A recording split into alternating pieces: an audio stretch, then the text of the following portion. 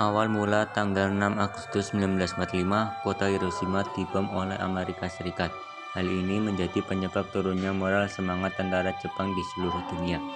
Sehari setelah terjadinya pengeboman di Hiroshima, pada tanggal 7 Agustus 1945, PPOPKI telah berganti nama menjadi PPKI. Pada tanggal 9 Agustus 1945, Insinyur Soekarno, Muhammad Hatta, dan Rajiman Weddiodiningrat terbang ke Vietnam untuk bertemu Marsikal Terauchi. Panglima tersebut menyampaikan informasi kepada pemerintah Indonesia bahwa Jepang akan memberikan kemerdekaan kepada bangsa Indonesia pada tanggal 24 Agustus 1945. Tepat di tanggal ini juga, kota Nagasaki, Jepang kembali dibom oleh Amerika Serikat. Dua pusat kota pemerintahan Jepang akhirnya rata dengan tanah.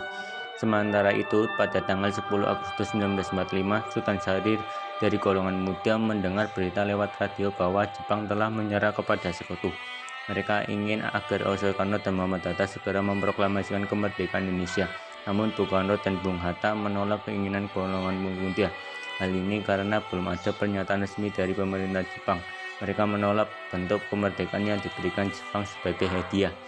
Pada tanggal 14 Agustus 1945, tiba Soekarno, Hatta, dan Rajiman Weddiodiningrat di tanah air.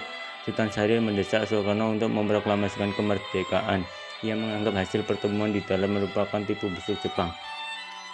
Pada tanggal 15 Agustus 1945, Jepang benar-benar telah menyerah kepada sekutu. Akhirnya pada tanggal 16 Agustus 1945, para pemuda Indonesia membawa Insinyur Soekarno beserta keluarganya dan juga Muhammad Hatta ke Rengas Dengklok. Tujuan para pemuda agar mereka berdua tidak dapat dipengaruhi oleh Jepang.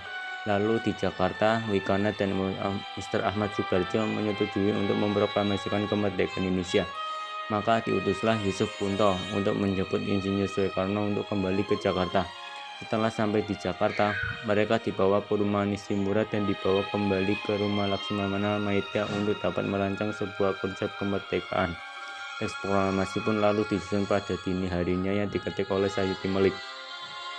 Pada tanggal 17 Agustus 1945, di pagi hari di kediaman Soekarno di Jalan Pegangsaan Timur nomor 56 Jakarta Pusat tepat pukul 10 WIB dibacakanlah teks proklamasi dan juga dikibarkanlah bendera merah putih yang dijahit oleh istri Soekarno, Ibu Fatmawati.